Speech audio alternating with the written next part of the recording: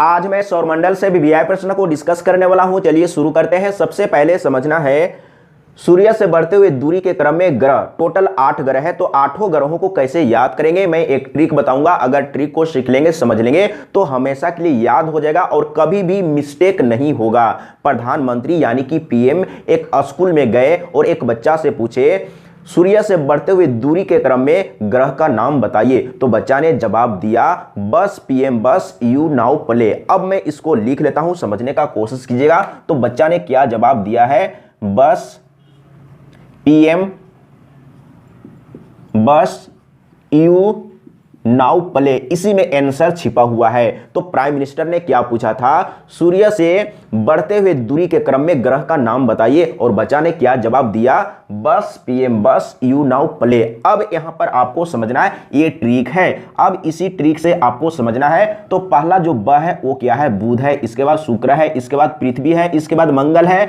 अब यहां पर समझिएगा, स्टार्टिंग का ब और स के मतलब क्या हुआ, बुध और शुक्र। अब यहां पर ब आ गया तो ये क्या होगा, बृहस्पति होगा, और ये शनि होगा। अब यहां पर आपको समझना है यू नाउ प्ले, यू से यूरेनस, यू से यूरेनस यानी कि हिंदी में अरुण, और एन से नेपच्यून, एन से नेपच्यून यानी कि हिंदी में वरुण। और प्लूटो को तो हटा दिया गया, पी से क्या है, प्लूटो है, लेकिन प्लूटो को हटा दिया गया है। पहले हम लोग पढ़ा करते थे टोटल 9 ग्रह, लेकिन अब 8 ही ग्रह है, तो 8 ग्रह को आपको पढ़ना है।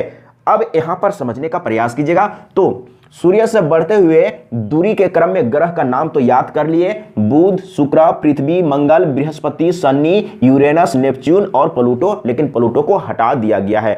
अब यहां पर समझते जाना है। अगर परिक्रमा की बात करें, जैसे सूर्य का परिक्रमा करने में कौन कम समय लेता है, कौन ज्यादा समय लेता है, या कितना समय लेता है, यह समझने का प्रयास कीजिएगा। तो बुध सूर्य का परिक्रमा करने में 88 दिन का समय लेता है, और शुक्र 224 दिन का समय लेता है। और हम लोग पृथ्वी पर हैं, तो पृथ्वी सूर्य का एक परिक्रमा करने में 365 दिन का समय लेता है, तो यहां पर 365 होगा। इसके बाद मंगल, अब यहां पर आपको समझना है, मंगल 687 दिन का समय लेता है, 687 दिन का। इस तरीके से आपको याद कर लेना है।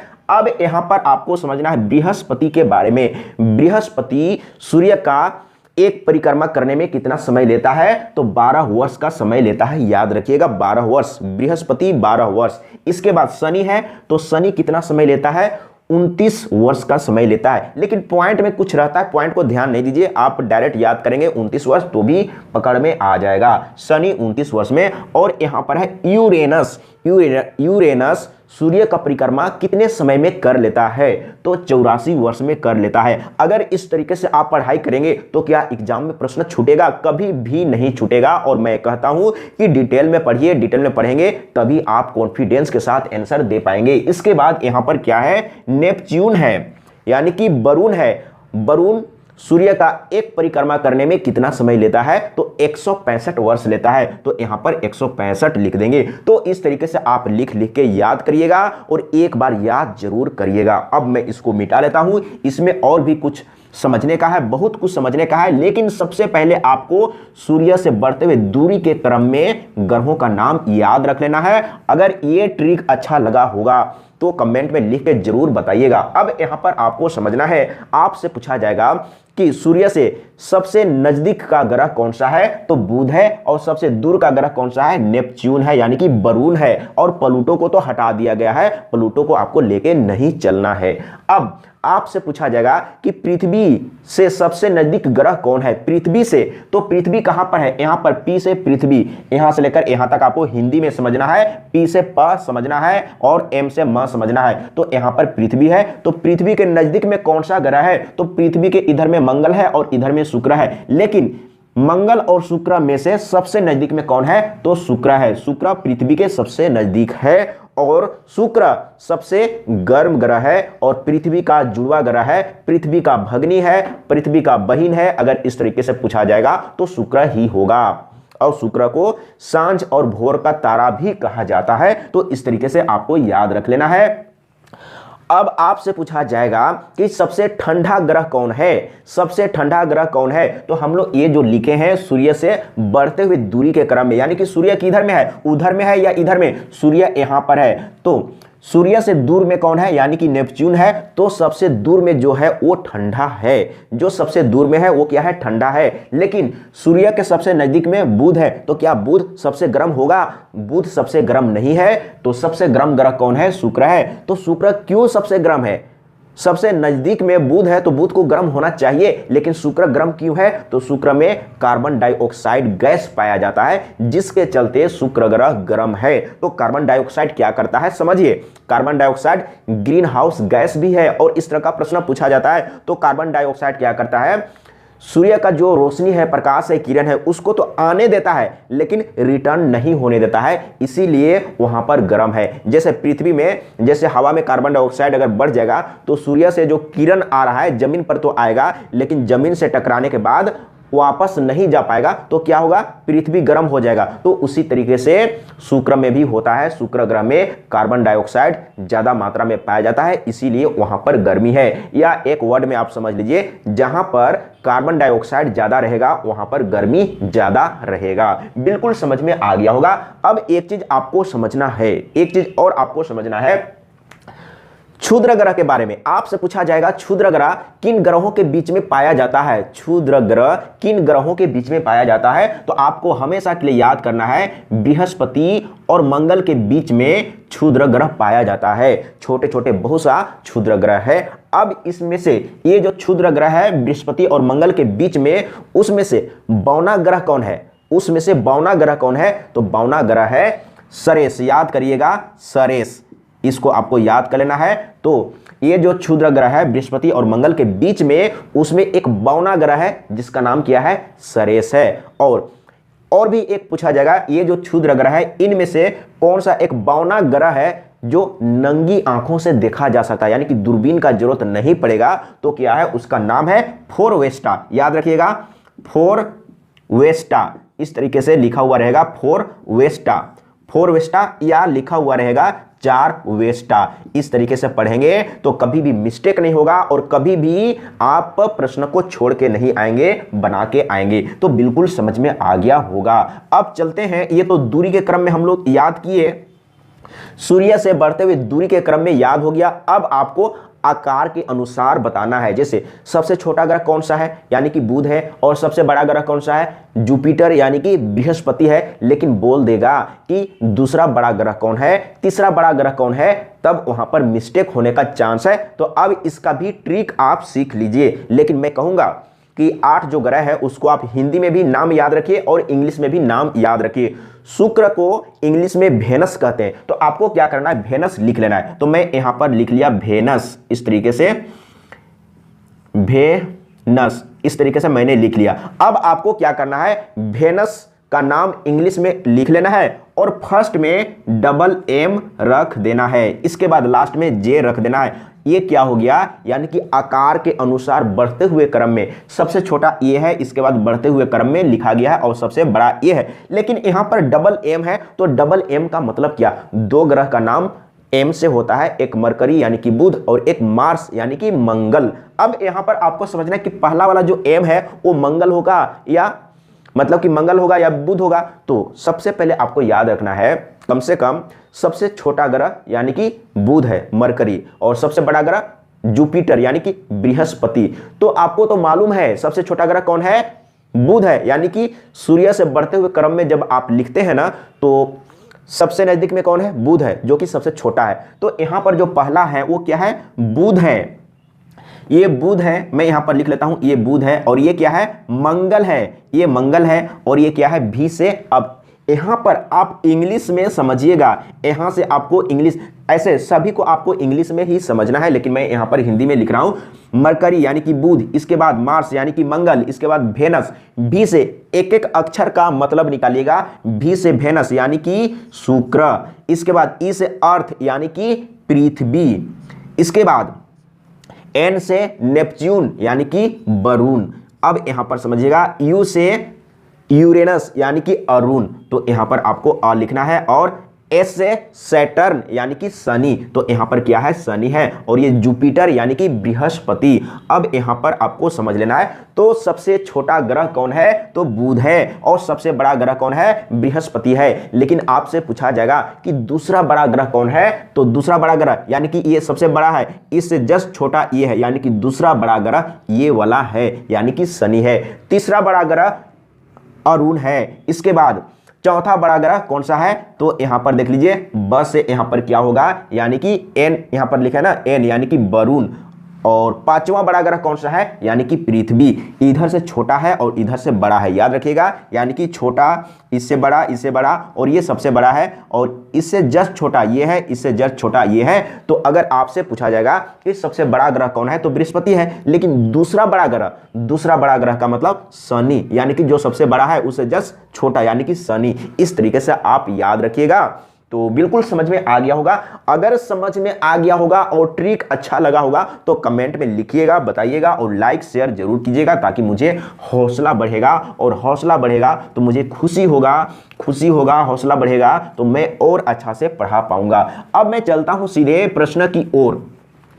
अब यहां पर क्या लिखा हुआ है, बढ़ते हुए आकार में ग्रह, तो अभी जो मैंने बताया वेनस, और फर्स्ट में डबल एम और लास्ट में जे लिख के वो आकार के अनुसार ही था, तो बिल्कुल समझ गए हैं। चंद्र ग्रहण, अब यहां पर आपको समझना है चंद्र ग्रहण कब लगता है, और ये भी पूछा जाता है जब पृथ्वी सूरज और चंद्र के बीच में, यानी कि पृथ्वी सूर्य और चांद के बीच में पृथ्वी आ जाता है, तब चंद्र ग्रहण होता है। लेकिन आपको थोड़ा डिटेल में समझना है। तो सूरज, आप सभी लोग जानते हैं कि सूरज तो एक जगह में फिक्स है, यहां पर सूरज है। इसके बाद मैंने क्या बोला कि सूरज और चांद के बीच में पृथ्वी आ जाता है, यहां पर मून यानी कि चांद है, और यहां पर अर्थ यानी कि धरती है, पृथ्वी है। तो सूरज से जब प्रकाश निकलता है तो सूरज का प्रकाश देखिए इस तरीके से, इधर तो प्रकाश आ रहा है, इधर भी प्रकाश आ रहा है, और इधर में जो सीधा वाला प्रकाश आ रहा था उसको पृथ्वी रोक लिया,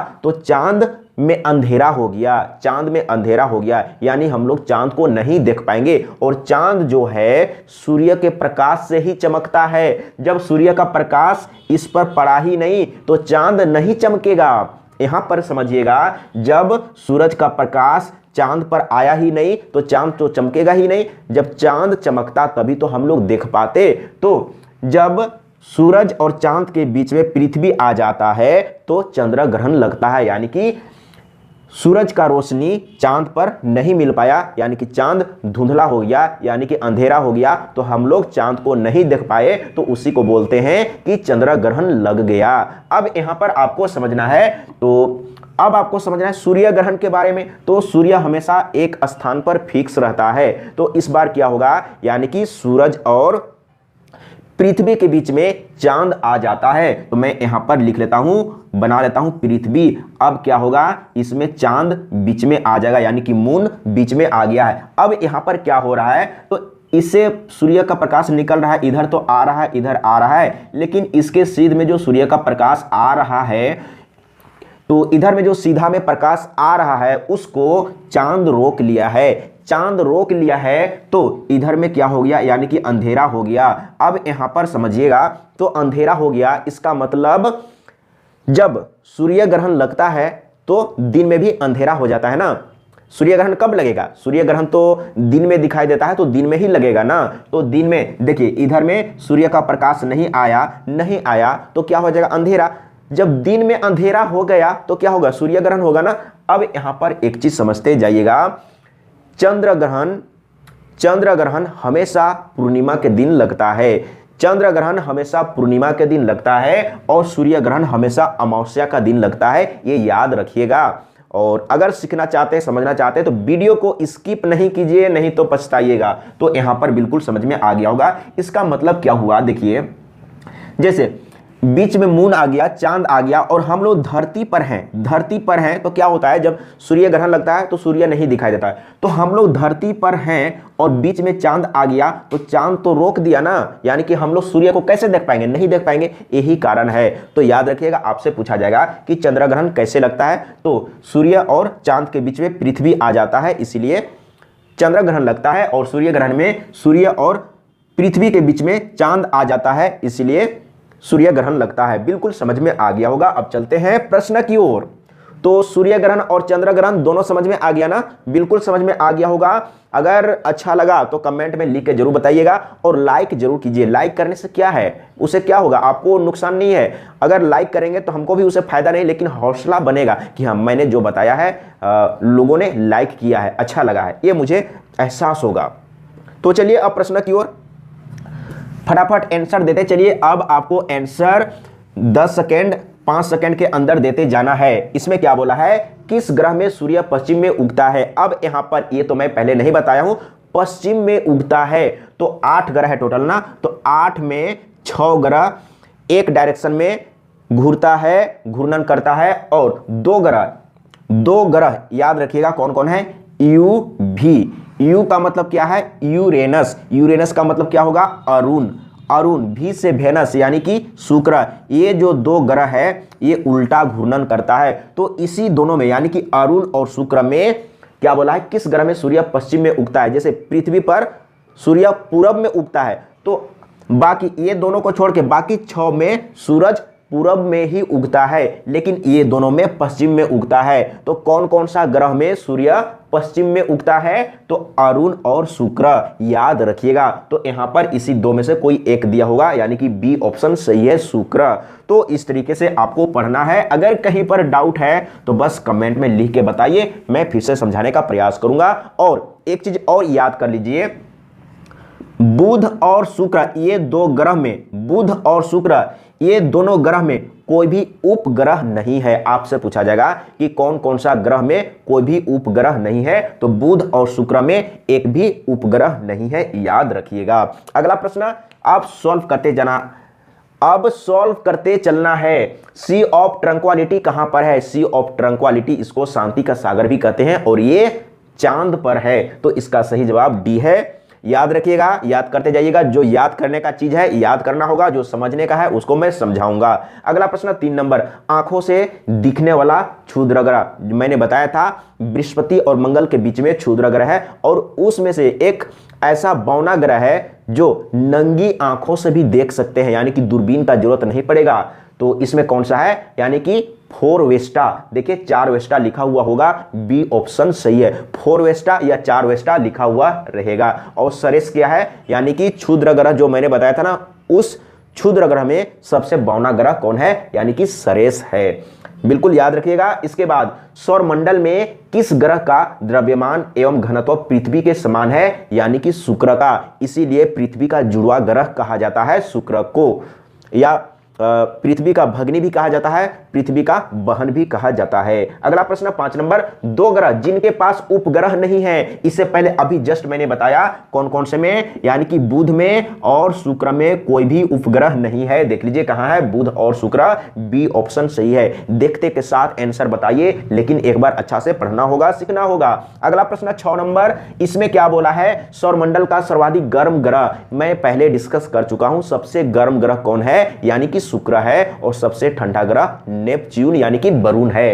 तो सबसे सर्वाधिक गर्म ग्रह यानी कि शुक्र, बी ऑप्शन सही है। इस तरीके से याद करते चलना है। कौन सा ग्रह सौरमंडल का सबसे दूर का ग्रह है? तो मैंने क्या बोला था, बस पीएम बस, you now play, you now play, Pluto को छोड़ दीजिए, यानी कि नेपच्यून सबसे दूर का ग्रह है। तो नेपच्यून का मतलब क्या होगा, वरुण होगा, या नेपच्यून लिखा हुआ होगा। देखिए ए ऑप्शन सही है। कौन सा ग्रह सौरमंडल का सबसे दूर का ग्रह है? तो नेपच्यून। अगला प्रश्न 8 नंबर, इसमें क्या बोला है, पृथ्वी से पश्चिम की ओर परिक्रमा करने वाला ग्रह कौन है? अब यहां पर क्या बोला है, पूर्व से पश्चिम की ओर। तो पृथ्वी या बाकी 6 ग्रह पश्चिम से पूर्व की ओर परिक्रमा करता है, लेकिन 2 ग्रह जस्ट उल्टा। कौन कौन? मैंने बोला था यू भी, यानी कि यू भी का मतलब क्या, यूरेनस और वेनस, यानी कि अरुण और शुक्र। तो इसमें क्या बोला है, पूर्व से पश्चिम की ओर परिक्रमा करने वाला ग्रह कौन है? तो शुक्र लिखा हुआ है, देख लीजिए। यू भी, हाँ ये दोनों हो जाएगा। अब यहां पर मतलब कि दोनों का मतलब ए तथा बी, यानी कि यूरेनस यानी कि शुक्र, और सॉरी यूरेनस यानी कि यूरेनस तो लिखा हुआ है, यूरेनस और वेनस का मतलब शुक्र। तो ए और बी सही हो गया है। अगला प्रश्न 9 नंबर, इस तरीके से आपको आंसर देते चलना है। पृथ्वी की उपसौर स्थिति किस महीने में होती है? अब यहां पर आपको समझना है उपसौर। अब यहां तो समझना होगा उपसौर। उपसौर स्थिति क्या होता है? जब पृथ्वी सूरज के सबसे नजदीक होता है, जब पृथ्वी सूरज के सबसे नजदीक होता है उस स्थिति को उपसौर कहा जाता है। और ये जनवरी महीना में आता है, याद रखिएगा जनवरी महीना में आता है। अगर डेट अगर पूछे तो 3 जनवरी याद रखिएगा, 3 जनवरी, तो जनवरी महीना यानी कि बी ऑप्शन सही है। अगर ऑफशोर, एक होता है ऑफशोर, इसको भी याद करिए। तो ऑफशोर कब आता है? तो ऑफशोर में जब पृथ्वी सूरज से अधिकतम दूरी में होता है, मैक्सिमम दूरी पर होता है, तो उस स्थिति को ऑफशोर कहा जाता है। और ऑफशोर कब आता है? तो जुलाई महीना में आता है, याद रखिएगा जुलाई महीना में आता है। अगर डेट दिया हुआ है तो 4 जुलाई को याद रखिएगा, 4 जुलाई को ऑफशोर होता है। अगला प्रश्न 10 नंबर, इसमें क्या बोला है? एक बार पढ़ते जाइए, समझते जाइए, आंसर देते जाइए। किस ग्रह पर सूर्य पश्चिम में उगता है? प्रश्न रिपीट किया है ना, पश्चिम में उगता है। तो मैंने क्या बोला था? यू भी, यू का मतलब यूरेनस, भी का मतलब वेनस, यूरेनस का मतलब अरुण और वेनस का मतलब शुक्र। तो इसी दो में से किसी एक का नाम होगा शुक्र, सी ऑप्शन सही है। अगला प्रश्न 11 नंबर, इस तरीके से आपको पढ़ना है, आंसर देते जाना है।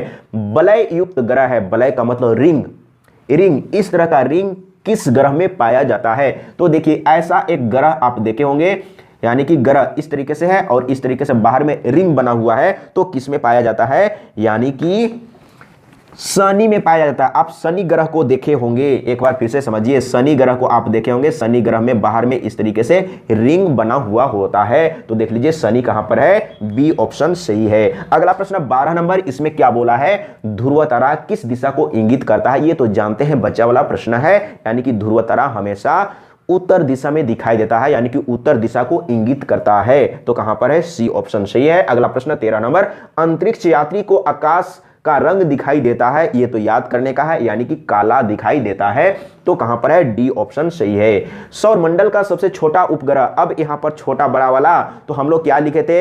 एम वेनस जे। तो सबसे पहले क्या हुआ? यानी कि मरकरी, यानी कि बुध सबसे छोटा, उपग्रह की ग्रह है, यहां पर समझिए पहले।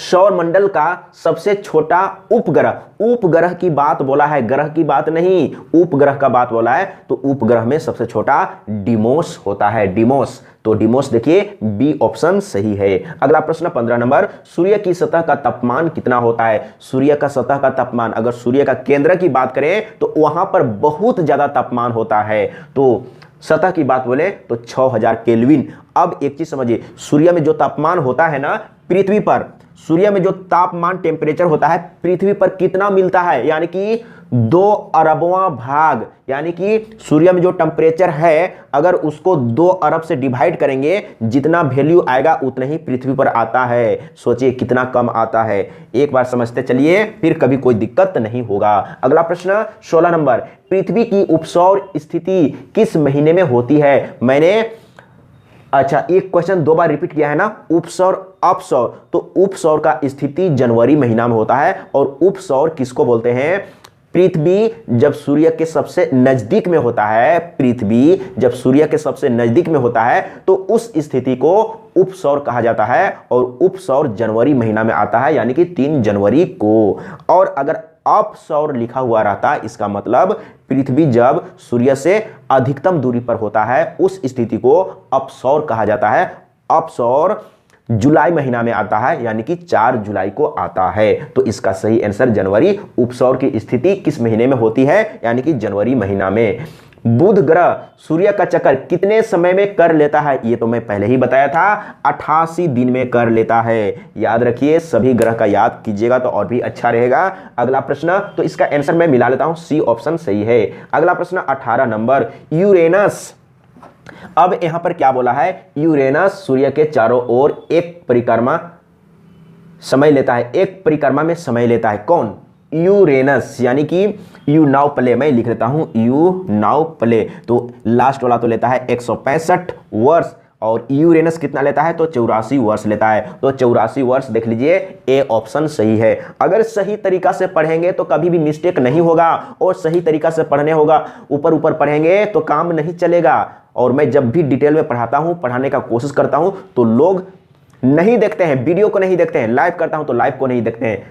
आपकी मर्जी, आप कैसा पढ़ना चाहते हैं, आप पे डिपेंड है, आप तो फ्रीडम है। चलिए अगला प्रश्न 19 नंबर, इसमें क्या बोल रहा है, तारे का रंग सूचक है। देखिए तारे का रंग 3 तरह का होता है, कुछ तारे लाल दिखाई देता है, कुछ तारे सफेद दिखाई देता है, और कुछ तारे ब्लू दिखाई देता है। अब यहां पर समझिएगा, तारा का रंग क्या क्या होता है, लाल होता है, इसके बाद क्या होता है, सफेद होता है, इसके बाद क्या होता है, ब्लू होता है, ब्लू होता है। अब यहां पर देखिए, जिस तारे का रंग अगर लाल हो उसमें टेम्परेचर कम है, और जिस तारे का रंग सफेद हो उसमें टेम्परेचर लाल वाला से ज्यादा है, और जिस तारा का कलर यानी कि रंग ब्लू दिखाई दे रहा है यानी कि इसमें ज्यादा टेम्परेचर है।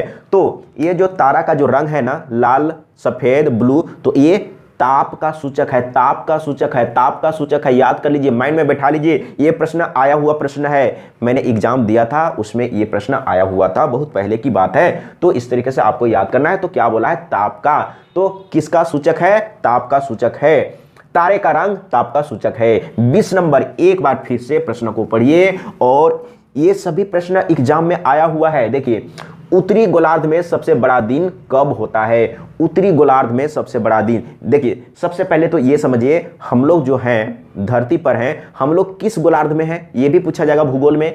हम लोग उत्तरी गोलार्ध में, यानी कि भारत जो है ना उत्तरी गोलार्ध में है, और उत्तरी गोलार्ध में यानी कि हम लोग के तरफ सबसे बड़ा दिन कब होता है, गर्मी के मौसम में, यानी कि जून महीना में। तो यहां पर देखिए जून लिखा हुआ होगा, 21 जून, यानी कि उत्तरी गोलार्ध में सबसे बड़ा दिन जून महीना में होता है, यानी कि 21 जून को होता है। अगला प्रश्न 21 नंबर, ब्रह्मांड की उत्पत्ति से संबंधित बिग बैंग सिद्धांत का प्रतिपादन किसने किया। ये जो प्रश्न है ना आया हुआ है, इसलिए ये प्रश्न को आप सोचेंगे क्या इस तरह का प्रश्न आएगा, क्या आप जानते हैं कौन प्रश्न आएगा, कोई भी नहीं जानता है, इसलिए आपको डिटेल में पढ़ना होगा। तो इसका सही आंसर है, ब्रह्मांड की उत्पत्ति से संबंधित बिग बैंग सिद्धांत का प्रतिपादन किसने किया, जॉर्ज लेमेंटेयर ने किया। याद रख लीजिए, मन में बैठा लीजिए, माइंड में बैठा लीजिए, फिर कभी मिस्टेक नहीं होगा। अगला प्रश्न 22 नंबर, सूर्य से निकलने वाली सौर ज्वाला को दक्षिणी ध्रुव पर क्या कहा जाता है, दक्षिणी ध्रुव पर क्या कहा जाता है, तो दक्षिणी ध्रुव पर अरोरा ऑस्ट्रेलियस कहा जाता है, और उत्तरी ध्रुव में अरोरा बोरिलियस कहा जाता है। ये हमेशा के लिए याद रखिएगा। तो इसमें क्या पूछा था, सूर्य से निकलने वाली सौर ज्वाला, जो ज्वाला निकलता है दक्षिणी ध्रुव पर क्या कहा जाता है, तो दक्षिणी ध्रुव में ऑस्ट्रेलियस, अरोरा ऑस्ट्रेलियस, और उत्तरी ध्रुव में अरोरा बोरिलियस कहा जाता है। तो इसका आंसर ए वाला है, याद रखिएगा, मैं दोनों को बता दिया, उत्तरी ध्रुव और दक्षिणी ध्रुव। तो अगला प्रश्न 23 नंबर, क्षुद्र ग्रह बेल्ट में कौन सा बौना ग्रह मौजूद है, ये मैं पहले भी बता चुका हूं। तो बौना ग्रह कौन सा है, बौना ग्रह सरेस है। देखिए सरेस लिखा हुआ है, कहां पर है, सी ऑप्शन सरेस। मैंने क्या बोला, क्षुद्र ग्रह कहां पर पाया जाता है, बृहस्पति और मंगल के बीच में पाया जाता है, और उसमें बहुत सा छोटा छोटा क्षुद्र ग्रह है, और उसमें सबसे बौना ग्रह कौन है, यानी कि सरेस। क्या बोला, क्षुद्र ग्रह बेल्ट में कौन सा बौना ग्रह मौजूद है, तो सरेस, राइट आंसर। और इसी में अगर कहा जाता कि नंगी आंखों से देखे जाने वाला, तो 4 वेस्टा यानी कि 4 वेस्टा। इसका आंसर दीजिए, एक विषु एक वर्ष में कितनी बार आता है, तो एक वर्ष में 2 बार आता है। इसका मतलब क्या है, विषु इक्विनॉक्स मतलब है, इसका मतलब है